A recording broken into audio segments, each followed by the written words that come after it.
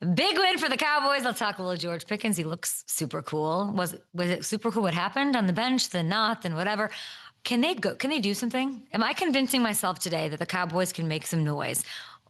We'll get into it. Steelers fans, shield your eyes, of course. We're going to give you our thoughts on what it means with George Pickens and doing as much as he was able to do. Taylor Lewan is on the show. Will Compton is on the show. Do I have a bone to pick with them? Maybe. Who knows? I don't even know what I'm going to say to them. I want to ask them about the Cowboys, maybe some happenings, some in and outs in the league. College football, there's news there as well with Coach Franklin that we'll have to get into. And we have from The Athletic, Robert Mays joining the show, stopping by. And we have to talk about the first place Bears. I shouldn't say that so loudly in Packerland.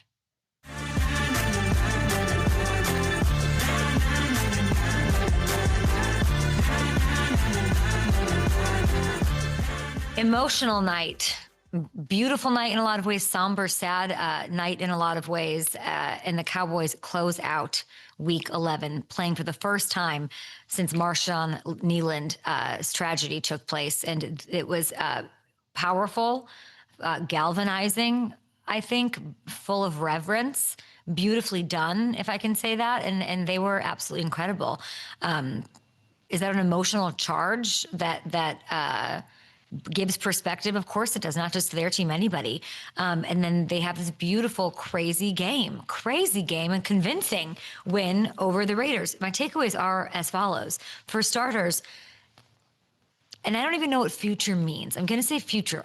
Is future maybe now? Maybe they can go in around this year. Is it future next year already? Or am I talking like a 5-year plan? I don't want that for Jerry. I want Jerry to fully enjoy this. He's 83 years old. I want him to really revel in it, be able to pop some champagne bottles and spray them on these guys. What does this mean for this team? The future, whatever that means by whatever definition, looks really bright. Quinnen Williams, they're making these moves, right? Quinnen, the effect of having him there. I'm seeing him in that jersey. I was like, wah. And then, during the Star Spangled Banner, I was like, what is this? And then Kenny Clark, and you're seeing all these visuals jump around with the Cowboys. Enormous effect in his debut. This looks like a defense that has juice, and maybe for the first time in a long time. Dak, flawless. Pickens-Lamb duo, unstoppable after their first driving benching, if you will. We'll get to that, of course.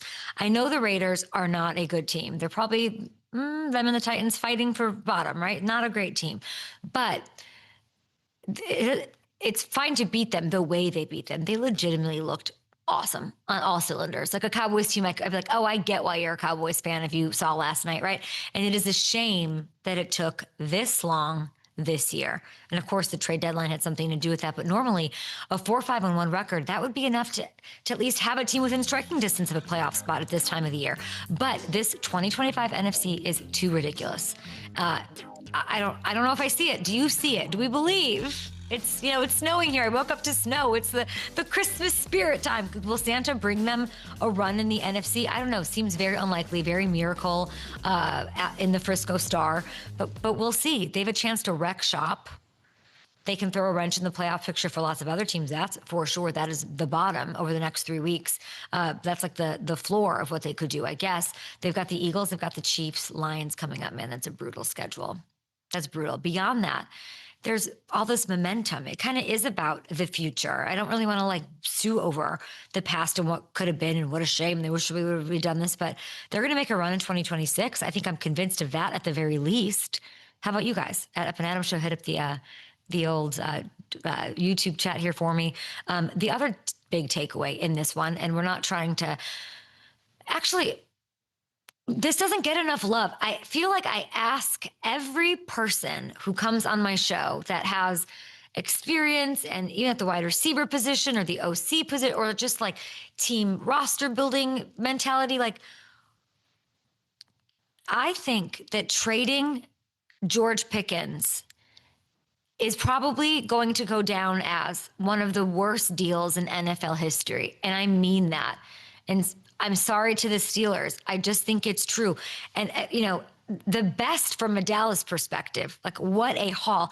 It is so clear. It is so glaringly obvious watching George Pickens last night, a day after Kenneth Gainwell led Pittsburgh in receiving against the Bengals.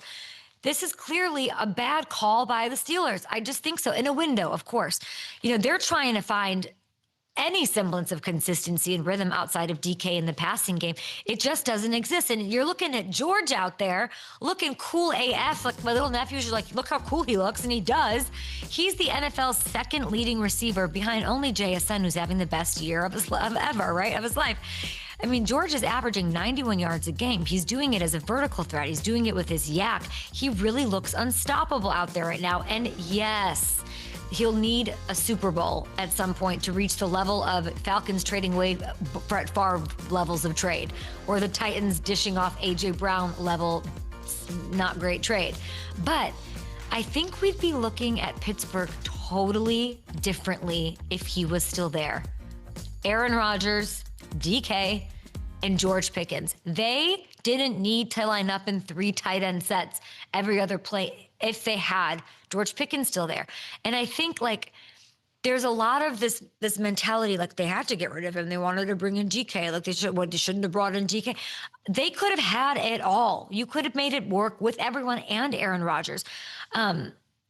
You could say that it ran its course. I talked to a lot of Steelers fans, and they're like, we don't like those kind of players. Like, what is that? What is those kind of players? I guess like, yeah, he's got some, spark to him. He'll get flagged here and then. I understand like all of that young player, all of their, George didn't want to be here with the Steelers. And if that's all true, like, I guess it had to get to that point. I don't know. Ultimately, in my opinion, the Steelers were the ones in control of this situation. They decided to move on from him and could not make it work. And Hamilton,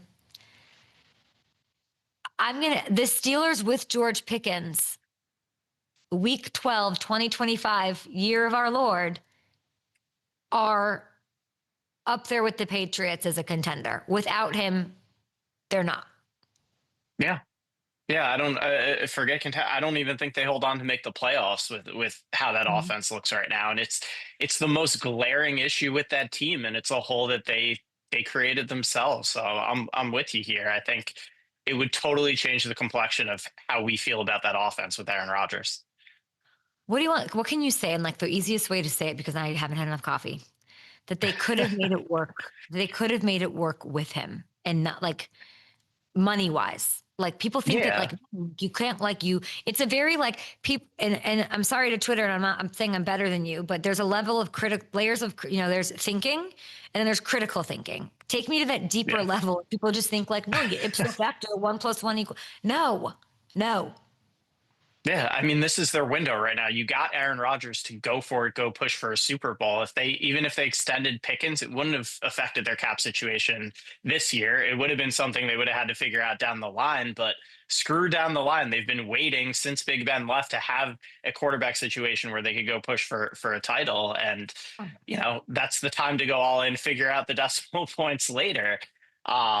But yeah, obviously we don't know everything that happened behind the scenes, but it's always a two-way street with this stuff. And as you said, like they're the ones that decided to ultimately move on. They're the ones in control of the situation, and they decided that they'd had enough. And it's clearly had a negative effect on the team, on the offense. And again, I know they have a winning record. I know they're on George. Yeah, and a super positive effect on George and on the Cowboys. George looks incredible. And again, you're still seeing some of the penalties and stuff, but they're not a huge deal. They're moving on from them. He's moving on from them. The team's moving on from them, and it's not sandbagging them. So, yeah. And I know the Steelers are still in first, but it just feels like this thing's about to crumble on them. It does. As someone who's been around teams, obviously scouting departments of NFL teams, you coach high school kids, like the benching of these 2 millionaires, like these 2 huge stars, was very cool to see it. It's weird for me. Like there's we got into it in the meeting, but like it worked, ? Body language wise, at least, right? Like after.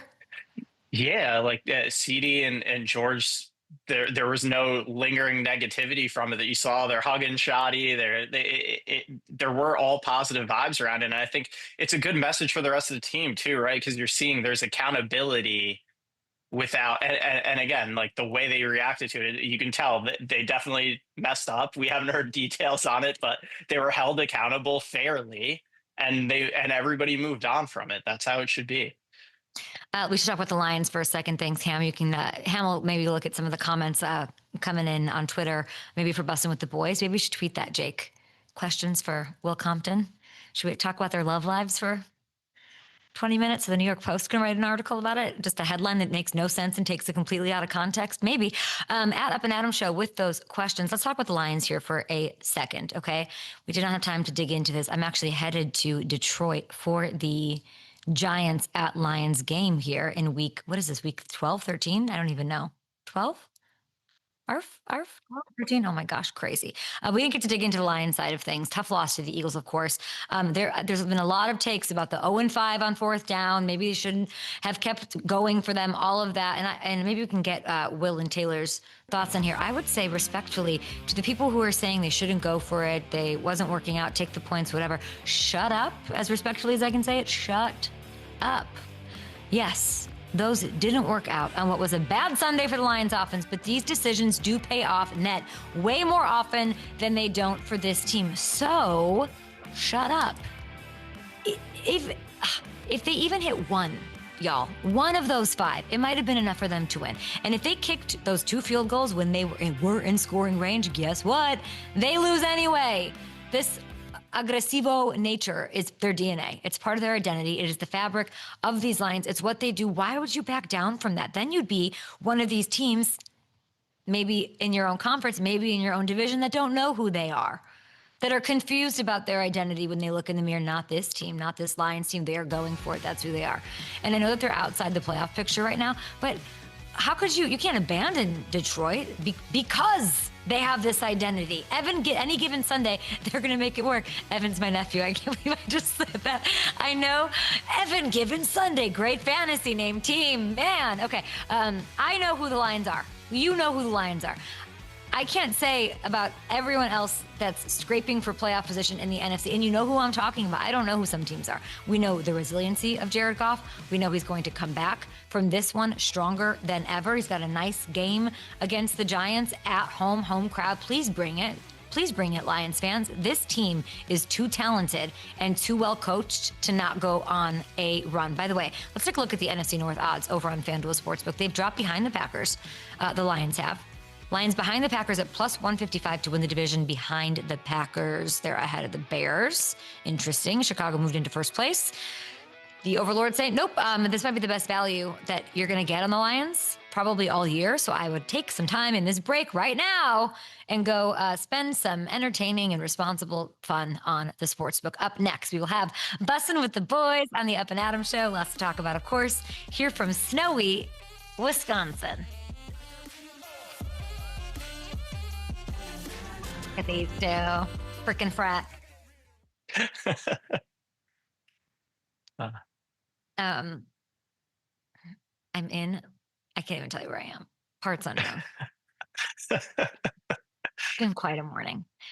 So I'm up in Wisconsin babysitting my nephews for the week, and it is like adventures in babysitting or something. It is so freaking fun.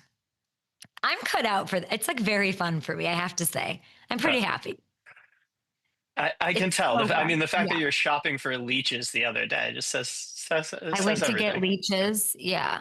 My nephews Wisconsin's like a whole different, they live on like a farm. So it's legit. And yeah. So and to me, fishing would be like an all day event, I can't imagine the packing, the coolers, they're just like, put the thing in the car and like, let's go find somebody's pond to fish in. And they're like knocking on people's doors. Like, you got a pond back there. Are there any northern pike in there? Wildlife this time of year? And I'm just like, yeah. That's It's incredible. So boys are so fun. We got in a snowball fight this morning. So fun. Perfect.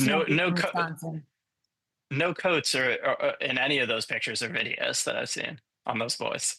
I'm going to ask the Bussin boys about this front and center, the psychology of a 13-year-old. And it's not just, I'm going to talk about my nephew here, but it's not just my nephew.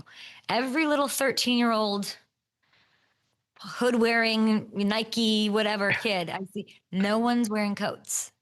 And it's like sacrilege. I'm going to get into it. There's got to be something going on. I was 100% that kid at that age. Remember why? I can't. I don't know. It was just tough not to wear a coat, I guess.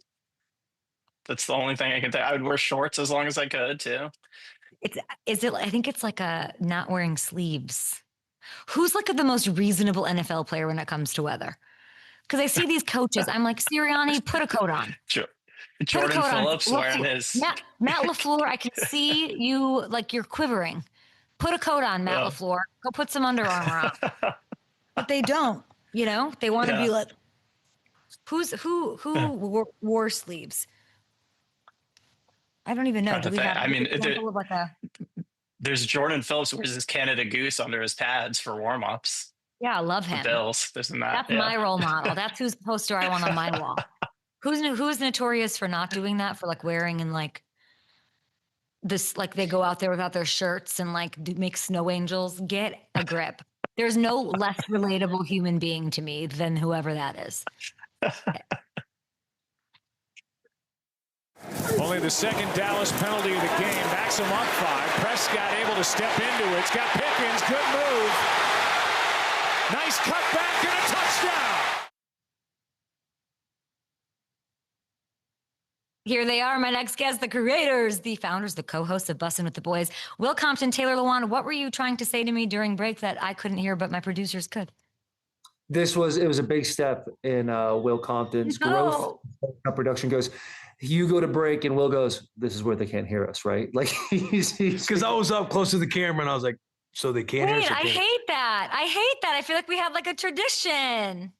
Yeah. Well, it was a tradition. It was a bad one for myself where the boys got to laugh. I mean, you didn't even know what I was saying, so you can't even hear what I'm trying to ask. It's great to see. Answer your question about coaches and wearing sleeves. He's like, I want to talk about this. So I'm babysitting my nephews, 9 and 13. The 9-year-old's fine. You guys, what do I need to know about the psychology of a 13-year-old just being allergic to wearing a coat? Like it's snowing, it's freezing, it's morning. I'm like, where's your winter stuff? He looked at me as if I was telling him to like explain Plato versus Aristotle to me. Like he was bewildered. He wouldn't do it. And then he like got real schmoopy about it. What is this? I will defer to Will Compton. I grew up in Cave Creek, Arizona. It was never a coat. You never needed a coat. Will? You never wore a coat? More just you want to be as comfortable as you possibly can. Like too many layers that kind of, stiffen up the shoulders a little bit. You don't want to have to deal with the process of putting everything on. The only thing going on in a 13-year-old boy's mind, it's sports and girls. So however quickly you can do all of those things or think about those things, you don't think about what clothes you want to wear or everything else. That's when that's when everybody else kind of like, hey, we got you this for Christmas. Here's what you're going to wear today. Other than that, we don't even think about wearing clothes. We don't want too many clothes on because we want to be able to run around, sprint, and play sports as much as we can. Got to be able to operate. Got to be able to. So it's an operation of function. I should just let it go. Now I'm being like the bratty aunt who's like, put your mittens on. Now I understand. I'm just going to let him get strep throat. Auntie K wants us to wear all these clothes. Like I'm going to be fine out here. Got it. Okay. The upside it's really upside. It's downside to you guys, but the upside for us is you get sick, then you get to miss school.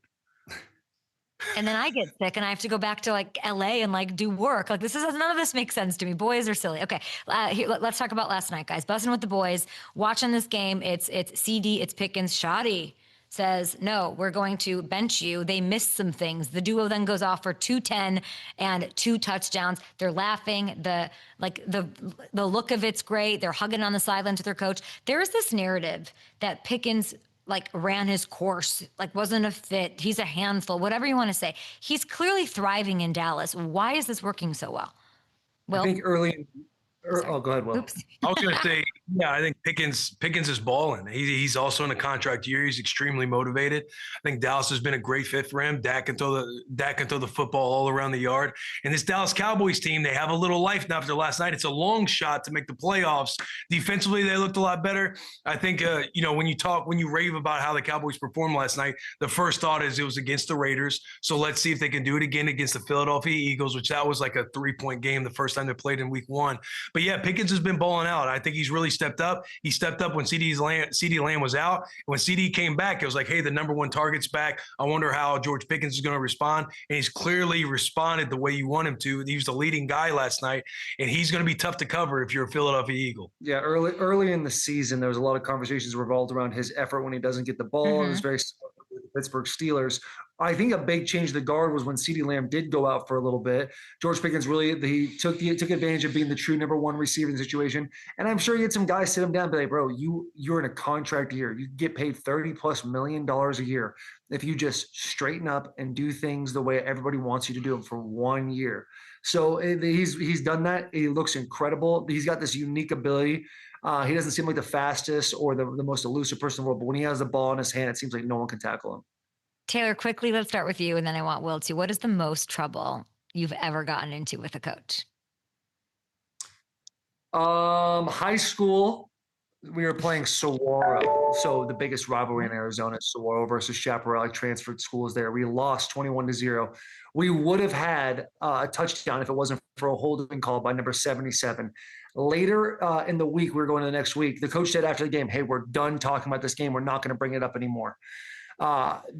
After that week, the coach brings us up. He starts yelling and talking about the Saguaro game. And I piped up, goes, I thought we weren't talking about this anymore. I thought we were done in front of the whole team.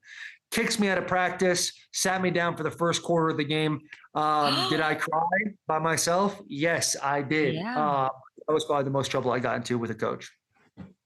For myself, I would say Nebraska, we were at Iowa State. It was a one-score game, and I think I was a freshman or a sophomore. Always comes back to Nebraska. Always comes back. Always. And we had the field goal block unit out, and our coordinator called field goal safe. And it was a one-score game, and I kind of looked at all the guys and said, hey, boys, fuck it. We're going to go block this thing. Because he wanted to play safe in case they were to fake it. Like this was a spot where he studied, and this could be a potential fake. But I'm like, we got to go block this kick. So we line up, and we go and try to block the kick. It ends up becoming a fake. And we're in the oh shit mentality. Oh. The guy, he scrambles out, throws the ball, misses him by an inch, misses the throw by an inch. We fortunately still win the game, but that was probably the most, just going rogue and going to A.J. Brown, Jalen Hurts, and just saying, F it on fourth down. We're going to go after this thing. Was that Eckler? No, that was John Papuchis. Yeah, of course it was Papuchis. That happened, and here you two are successful as ever. Sometimes you need to get in trouble with your coaches. That clearly worked for them last night. Guys, I can't decide what I'm waffling on the Cowboys, and my lukewarm take is future is bright. They're built clearly adding Quinnen's great. What do we want to say about them now, right? Because their defense was so good. A sack and a half from Quinnen, 28 rushing yards, guys, 28 from this new look post-trade deadline defense. They're clearly turning a corner in a hurry. What could we say about them? Could they make a playoff push, Will? Why not? Yes, I'm going to say the Cowboys can make a playoff push. I think that they can make it interesting. Again, we talk about the stat line, the box score, how well the defense played. They do have a spark with Quinnen Williams being in there, Logan Wilson. I want to say they're getting other guys healthy and back on the field as well. But right now I fall back on it was against the Raiders. The Raiders have not played good football this year. But the spark can be alive with Dallas. Because again, you look at the Eagles. The Eagles are one of the best teams in the NFL. They're sitting there at 8-2 right now, and they have Cowboys got a long way to go. But if you're breaking down the Eagles, their defense is really good, coming along with Jalen Carter, pick up with Phillips, but their offense still, it still looks average. It still has question marks out there. So if they're going to make it spicy, I think the Cowboys can make it spicy, especially with that offense. Yeah, I love Will. Really quick, plus 790. You're taking a look at the schedule here. Plus they'd have to unseat the Niners or Lions, Taylor, if they're going to get in, or the Bears. Yeah, I'm so glad you brought the schedule up, because when you were asking the question, I thought this team is a pig with lipstick. It's not going to happen. They're not making the playoffs. Where's the lipstick though? They're 4-5. Their offense is the lipstick. Dak Prescott is playing at an MVP level. George Pickens, CeeDee Lamb, all those guys, they're running the ball extremely well right now. They had a good defensive game against the Raiders. Oh, but it's the Raiders. Now I will say they usually play much different away than they do at home. They look like their home stats when they were playing at the Raiders last night. However, I've fallen into the Cowboys could really be something when they were running zone 96% of the time. Then all of a sudden Eberflus starts running a little man. They look a little spicy against the Commanders. I drank the Kool-Aid before Kid, and now I'm sitting here a new man and understanding I've been down this road before. This team is not making the playoffs. And as far as the future goes, like you still have to lock up George Pickens after this. You brought in Quinnen Williams. You're $75 million over the cap. Like you're going to have to get extremely creative if you want to keep these key pieces while adding new pieces because your defense is going to be abysmal the rest of the year. You two having these like takes is making my entire day. I don't know who I'm talking to. Will saying Taylor. Taylor, you're like adamant about something. I don't know what is going on. What is going on? I live my life in the gray. This one to me, I've done this. Here's what happened to Taylor. He bought in hardcore to the Cowboys when they were going out to Denver. Ego. And I was trying to say, it's like, hey, the Denver defense is nice. They're probably going to fall here. And then the Cowboys, I want to say my hairline looking tough there. They go out and get beat by the Broncos. I want to say they lay an egg against the Cardinals. They go into the bye week, but coming out of it, my man is wounded. He's wounded because he drank the Kool-Aid a little too much. Get that. And I totally get that. But now's the right time to drink the Kool-Aid. Yeah, let's go play the Eagles, then we'll play the Chiefs, then we'll play the Lions. No shot. No shot. It's not happening. No disrespect. Taylor's going rogue. Yeah, Taylor's going rogue and making takes, and Will at least is being consistent. You've brought up Nebraska and Denver already, which I love. The victory laps on Denver that you're taking are very well deserved. How do you feel? Is there any question? I feel like Bo's not getting enough love in all of this. Bo Nix in his first 2 seasons, most fourth quarter comeback wins of any QB in the history of the NFL. I understand, and the question marks with Bo Nix are justified at times. But the way this Broncos team is playing, they hear the noise in the locker room. You look at what's his name? Bowles? Garrett Bowles, the left tackle. Garrett Bowles, the left tackle. He's like, what are they going to say now? They're very motivated, sitting at the top of the AFC with the Colts and the Patriots. This defense is elite. They got after their ass on Sunday. And again, they killed the Chiefs' division hopes right then and there. Chiefs aren't playing for the division anymore. They're just going to try and play for a wild card spot. But the way the Broncos are playing, I've been talking about it for a couple of years now, since Sean Payton and Bo Nix got together. I had them as my dark horse last year. I haven't won in the division this year. And they are proving me right because the way this defense is playing and keeping their offensive games, if they can mitigate some of these penalties offensively and they can just get a rhythm going with Bo Nix, this is as good as quarterback as anybody in the fourth quarter. Taylor? I feel like we don't talk about Taylor, I feel like we don't talk about where Bo exists among quarterbacks, It's so he gets unique. his first head-to-head win over Mahomes. That's big. He did struggle the last 2 weeks though, but this was like a demand my respect from the rest of you watching moment. How does this performance in a win like this reshape his perception? Like, where do we put him in the quarterback conversation? I mean, I don't think we're talking about. It's got to be top 5, yeah. I don't think we're definitely not in the top five. five? No, he's trolling. Okay. Oh, I was like, let's go, Will. Here's the interesting thing about Bo Nix is he has such a unique way of starting games. His feet seem very happy feet. He seems very rushed in his progressions. And then as the game goes on more and more, he settles into everything. He feels more comfortable. And that's where you see a lot of these second half, fourth quarter comebacks. Now, the thing that's going to set him apart, the next step for Bo Nix, as well as he's done statistically, like Will just brought up, is how can you start the way you finish in a lot of these games? If he can have the first and second quarter the way he does the third and fourth quarter, now we're talking about a quarterback that commands an offense, that has great place with the ball, has enough athletic ability to have quarterback called runs for him, and a defense that is untouched by any other defense in the NFL. They keep progressing the way they are. And everyone knows Sean Payton, as the season progresses, September is usually his worst year statistically. October gets better, November gets better, and they start singing in December. Mm-hmm. So I expect them to win this division. It's going to be a unique fight to see where the Chiefs, if they make the playoffs at all, but they've got to show consistency. The Chiefs have been 0-5 in one-score games. Last year, they were 11-0. So it's going to be very interesting to see if they can kind of turn that juju around a little bit. But this, to me, is the Broncos division at this point. Describing Bo as unique to start games is very funny. I will think of it that way. He's happy. It does not get in a rhythm. I don't know if we need more designed runs. I don't know what's going on, but great way to describe it. Let's talk about the rest of the AFC and these Chiefs. Let's pull up the AFC picture, and we'll start with you, Taylor, and then Will. We're talking about the Chiefs. Can they make it, right? All these 5 teams you're seeing, they're vying for these last 2 spots. Taylor, you and then Will, one team that you think will make it. Well, I mean, I can give you 2 right now. I mean, in the hunt, you're looking at the Chiefs. The Chiefs and the Ravens. The Ravens schedule, the back end of their schedule is much easier. They understand after a 1-5 start that they are in a win or go home type of situation since the middle of October. I see them winning the division, even though the Pittsburgh Steelers are sitting there at 6-4 right now. The Jacksonville Jaguars and the Los Angeles Chargers, to me, are very similar in the ways that they're extremely inconsistent. Jacksonville had a great game last week against the Chargers. Chargers lay an absolute egg, and they tend to do that flip-flop technique as their schedule goes on. If the Kansas City Chiefs can take advantage and win some of these games in the back end, I can see both those teams falling out and the Ravens and Chiefs falling in. Yeah, for the wild card here, if there's two teams that I believe are going to make it, it's going to be the Baltimore Ravens and the Jacksonville Jaguars. You can throw the Chargers out. They pissed me off the way they just laid an egg against the Jaguars. Jaguars are inconsistent. They have some big wins on the season. If they can just create some of that consistency, like they can be a tough football team. Sneaky, great team in the AFC right now is the Jacksonville Jaguars. But I'm going to go ahead and say the Chargers are out of it, and the Chiefs, we saw it over the weekend, they're definitely out of it. And they're out of it why are you laughing? They're out of it, Kate. They're not making the playoffs. Taylor, why are you laughing? Because this is Will Compton. Like, literally, if Will would have just said, hey, they have a chance to make the playoffs, that's probably the one thing that turns like the butterfly effect and doesn't allow them to make the playoffs. However, every year, Will's like, the Chiefs are dead. The Chiefs are dead. They're done. I've heard this, but and every year they prove them wrong.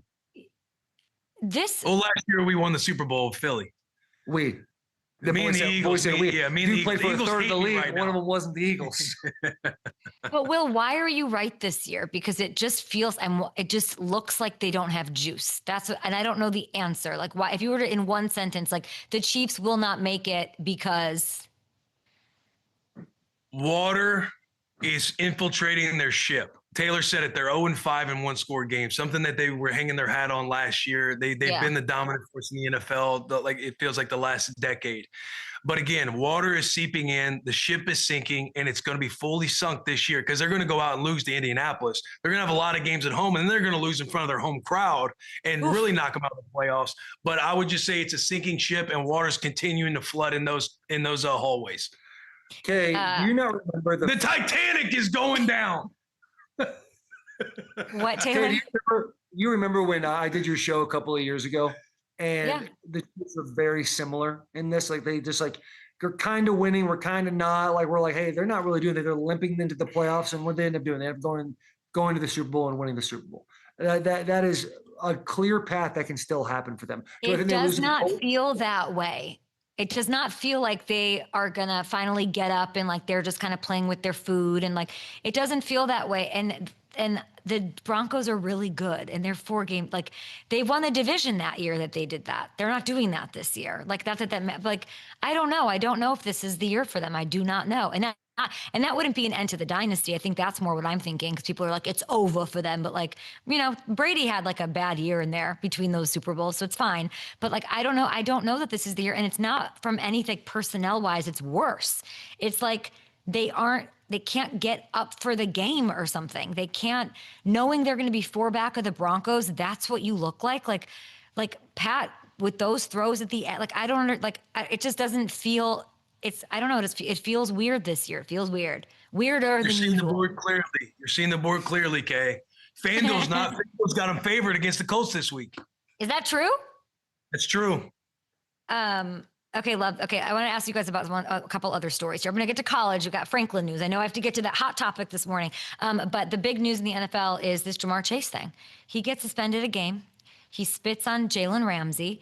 Second time we've seen a spit situation between players this season. And I'll ask you this, as my brothers. Taylor, do players spit on each other much more often than I think? Great person to ask. She has no clue. Probably. I do. TJ Watt, I have a clue. I think this is a very rare thing. There's no place for it in football. Okay, How rare? Off the top of my head, this is the 3rd incident I've seen since 2016. Like, what was it? Did it happen more than just yours? Like, in your mind, like, do you think it happens? Or you've only seen 3 instances since, like, No, that actually is a good question, because I saw a defensive tackle in the chat. He spit on a guy when we were playing one year, but it's not that's not a regular thing. This is not something that should happen. It's not something that casually happens. Like you see the way Jalen reacted. Like Jalen probably had the correct reaction to that thing. He says in the post-game press conference, like, once you spit on me, like, I'm not thinking about football anymore. And it's like, respectfully, at the end of the day, like, that's how it should be handled. Like, there's a level that you can get to. Like, I've been told by a guy before, like, hey, I'm going to shoot you after the game. That's less disrespectful than getting spit on. Like the shooting part to me is okay. Like, you can say that if you want. You can tell me you'll kill me after the game. You can tell me you're going to kill me. Meet me by the buses. Yeah, I mean, I never did. Yeah. So that said, like if we're trying to like eliminate this, as I'm sure like the rules committee, like when they're at the Breakers in Palm Beach, this is going to come up. Should you get a punch in on someone? Like should that be the rule? If the Zapruder film shows a spit, like Jalen should get a lick in on Jamar. Like maybe everybody holds him, or you just like what should be the rule to eradicate this? I like the punch thing. Yeah, maybe the team would have to, the Steelers get to hold Jamar Chase's arms behind his back. And then Jalen gets to swing him.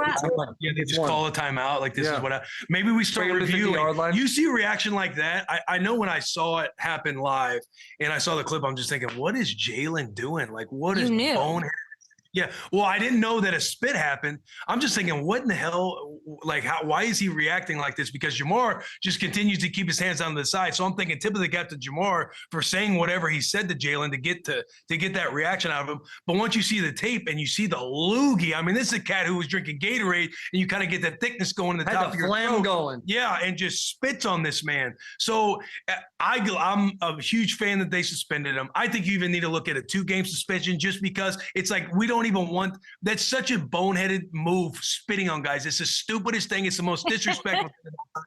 And the fact that guys are doing it, and we've seen it this year happen a couple times, you want that stuff out of the game. And I think you set an example by this game suspension, because what a way to hurt the team. Your best player is now out because you chose to spit on a guy during the game. Absolutely. It's really well said. I think Dak should get a free punch on Jalen. And I think TJ, we should line this up, Will. I think between you and I, we could probably make this. There's a statute of limitations. Timeout. I don't know if there is. Didn't Dak spit toward Jalen and on the ground? Yeah, that's a wash. It was on the ground. It was on the ground. I don't remember.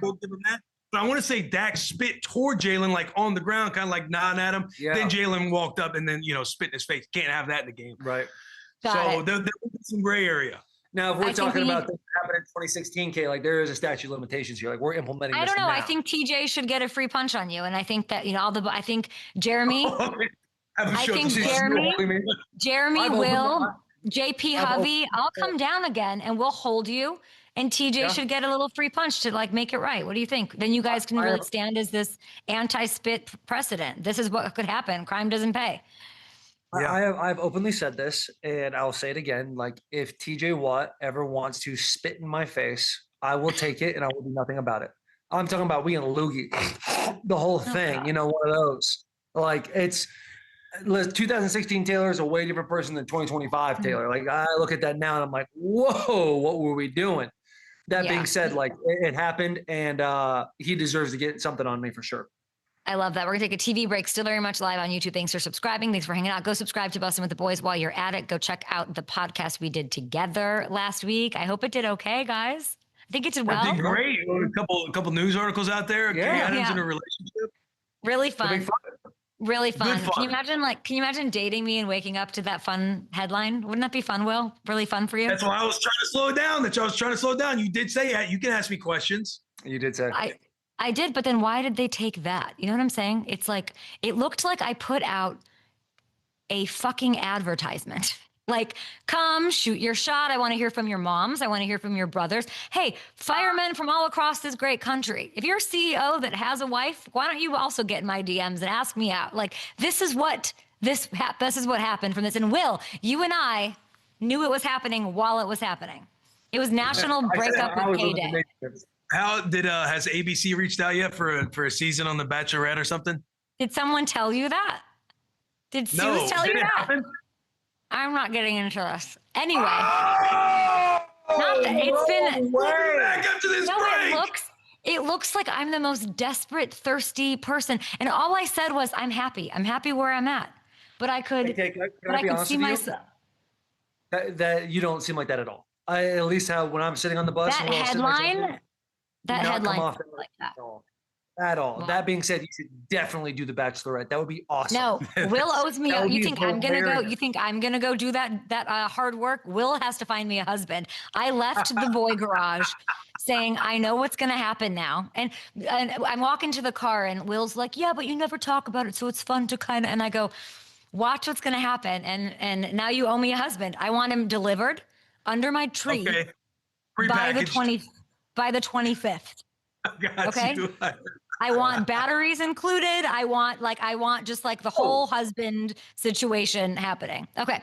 I want to ask you guys quickly. I think we're still in break, but that's okay. I wanted to ask you about college because this Virginia Tech, James Franklin, what do I need to know? I know he had trouble beating like the better teams, top tier opponents.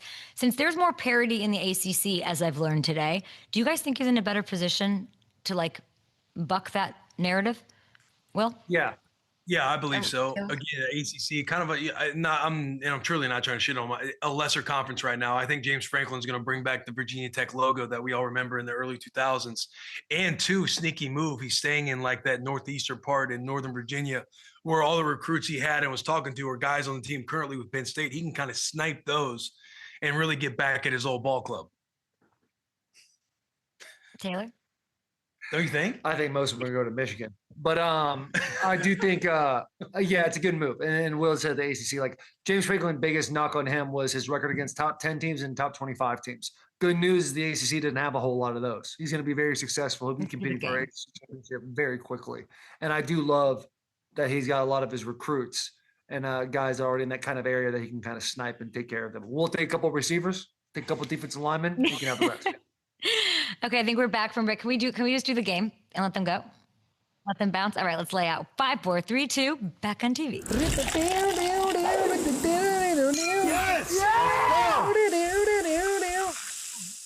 They're going to want to sponsor this segment because they sponsor everything. But here they are, Bussin' with the boys. And welcome to the Bussin' Bar. This is Bussin' on Tap. We're going to show you some viral moments. Maybe you've seen them. Maybe you haven't. I haven't seen any of these.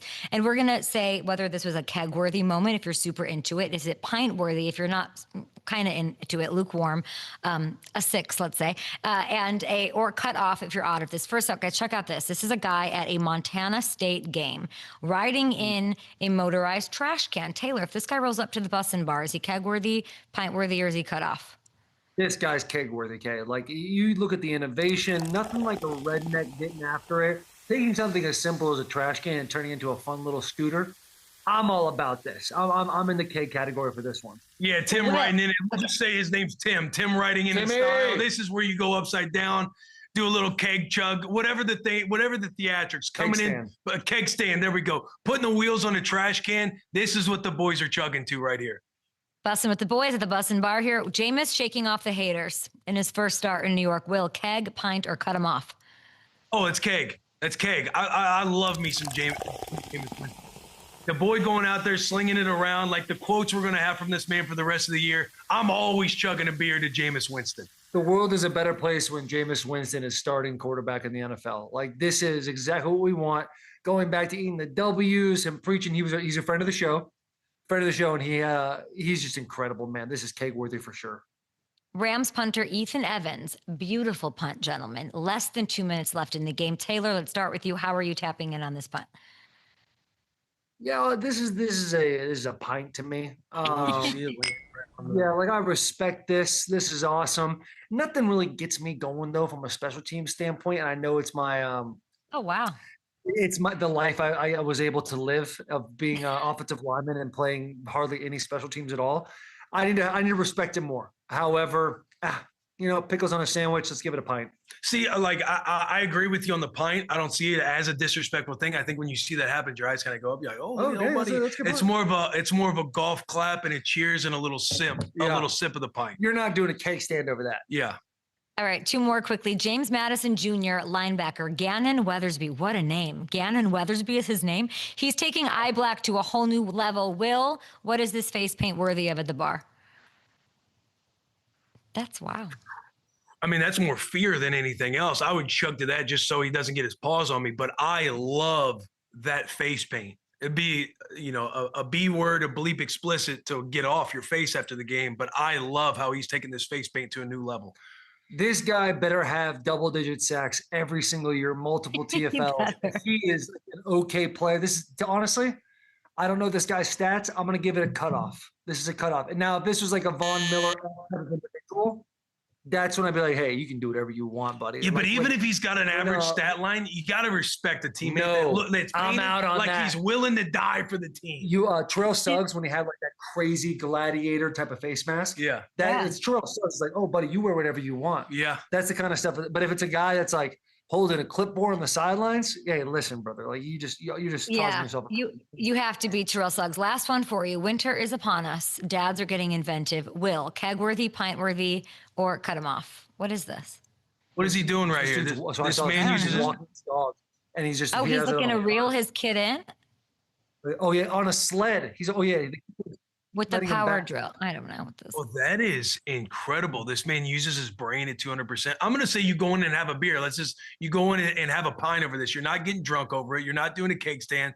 But this creativity is 5D chess, and I would have a beer with this gentleman. Yeah, I understand Will selling with the pint from like, hey, you're going to celebrate this, but casually, as dads do. This is keg worthy to me. This is something that you look at, and every time it snows in Nashville, what is the thing my kids want to do? They want to go find a place. They want to go sledding. Aww. There's nothing worse than having to pick them up in the sled and trudge yourself up the hill. This guy is operating at a whole new level. These kids are going to have way more fun because of it. Keg it. Make sure they have coats on is all I would say. Thank you guys so much. Be sure to check out episodes of Bussin' with the Boys on YouTube. We also, of course, have the Bussin' with the Boys going on. Everybody, it's 30% PBT on any college football parlay on FanDuel Sportsbook this weekend. Thank you, guys. See you soon. Thank you, Kay. Bye. See you soon. Can we do either Robert here or Missouri here?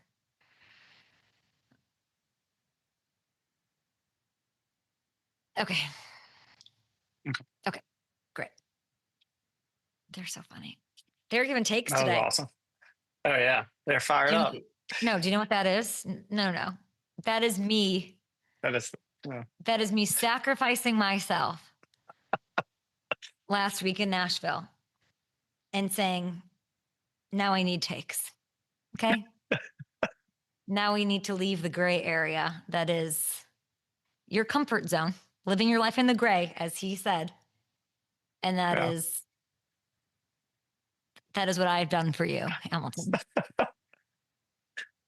Honestly, I'm out on the Bachelorette thing. I think it needs to be one of these like they did with like Paulie and Vinny from Jersey Shore, where they get their own thing. You know? Yeah. I've never seen anything. Or like Brett Michaels, Rock of Love. Like it needs to be one of those. That's what I need to do. It's your Brett own Michaels, thing. Yeah. It's almost, but like, can we do it like a spin out, like meets Fear Factor? Do you know what I'm saying? Like it's almost how much can you take, you know? Yeah. For me. That would be a good one for like how much can I put you through that you will still love me? You know? And then you're the one I want, because that's persistence. That gives me a sense of like, you're not going to run, which is like something, you know, that's something that I deal with. So from time to time, and it really prepares them for what they're in for. Yeah. Like a wilderness, like let's throw as much at them as possible. You know what I'm saying? Not just like, can you take the trash out? Can you put up the Christmas tree or build a shelf? But it's like, yeah. How much psychological warfare can I wage? And you keep coming back. I get it. I call Amanda. She does the deep dive on all of them. Yeah. That's what any boyfriend that I have, really, you think you have to impress me. My sister-in-law and best friend is who you need to impress. That's always been true. Oh, yeah. Okay. Maybe we're onto something with tarantulas. I like this idea.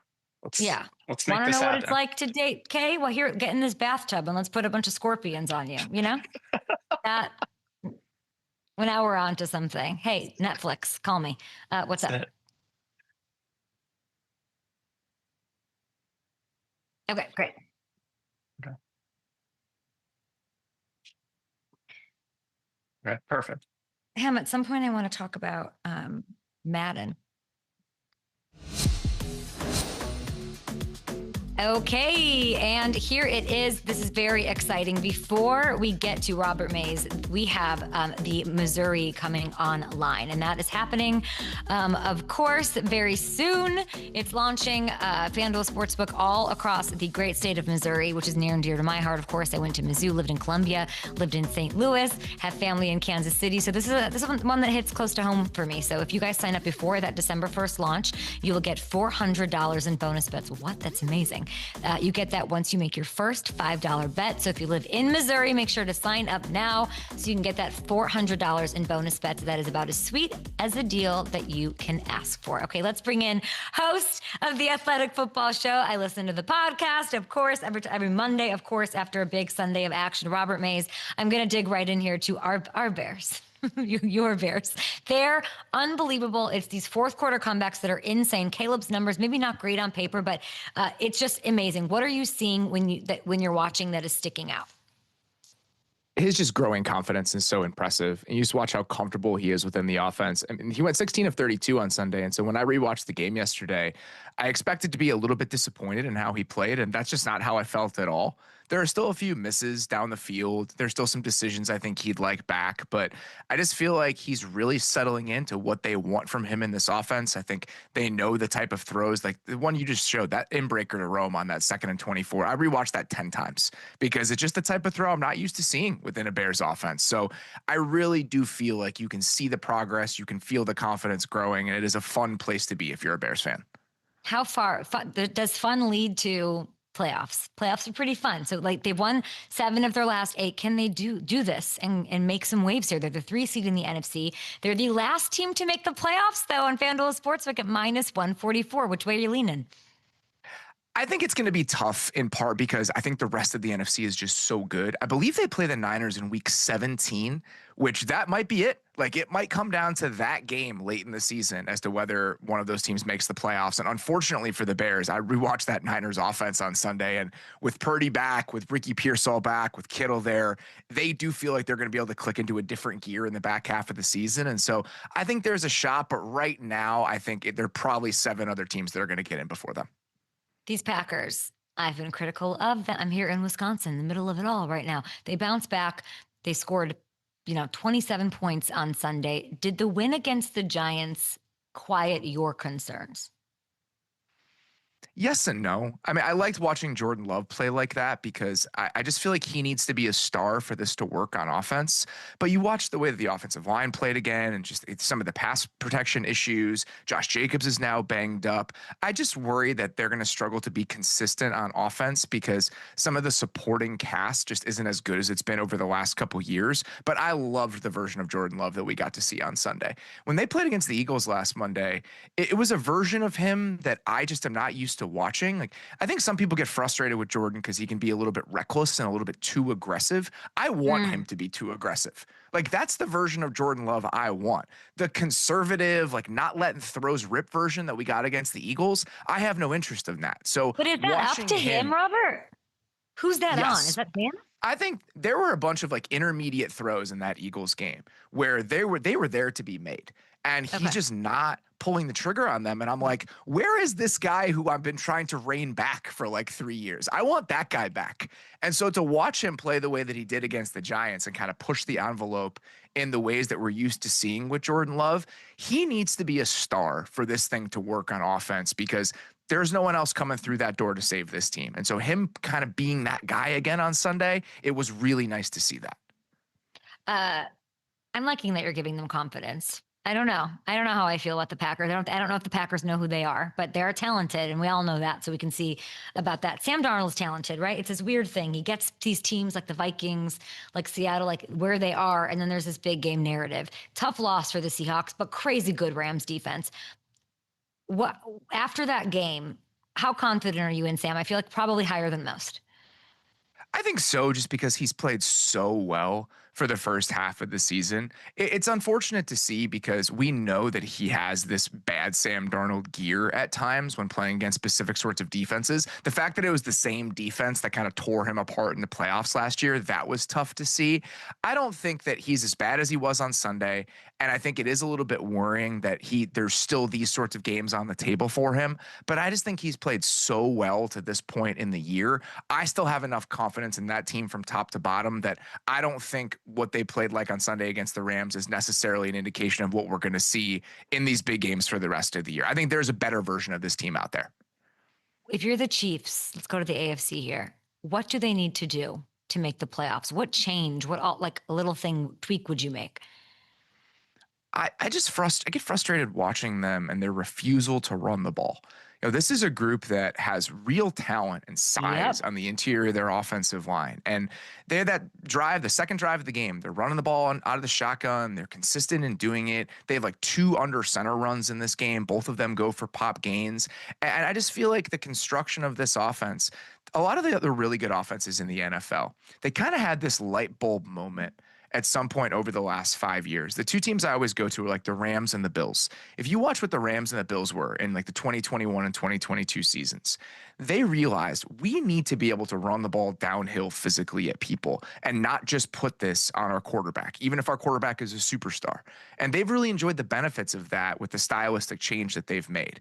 I feel like the Chiefs need one of those moments where they need to understand we need to be more flexible on offense. We need to be able to kind of dictate the terms to defenses in more than one way. And until they do that, I just feel like the really good defenses in the league are going to consistently be able to give them problems. Yeah, I feel like Andy said as much yesterday, said that maybe he should call less RPOs, which is, I don't know. That they didn't get Breece Hall, I think is weird. They feel like they have no juice. Like, I'm never wanting to be the person who's out on the Chiefs. Why put yourself into this corner where and now you have Colts, Cowboys. Like, it's not cute. Broncos look great. They're real contenders. Question about just the Cowboys last night. I'm kind of wanting to say that they could do something with this defense this year. Are you on board? I think it's just too hard of a road from here on out. I think they've digged themselves too much of a hole. But the 1 year, 2 year outlook with this thing, if they can bring George Pickens back, like I do feel like there's something to build on here. I just think that they dug themselves too big of a hole in the first half of the year. Really quickly, like 10 seconds, give me a real contender in the AFC and the NFC, because you were kind of mum on it on the Athletic Football Show. A real contender? Yeah. I think the Broncos are a real contender if the offense can do just enough. And in the NFC, I think the Seahawks are still a really, really good team. I think it's wide open, but I think the Seahawks are still right there with the other teams in the NFC. I love to see it, Robert Mays. Enjoy Chicago being on top, at least for now. And everybody go subscribe to the Athletic Football Show on YouTube. Thanks, Robert. See ya. See ya.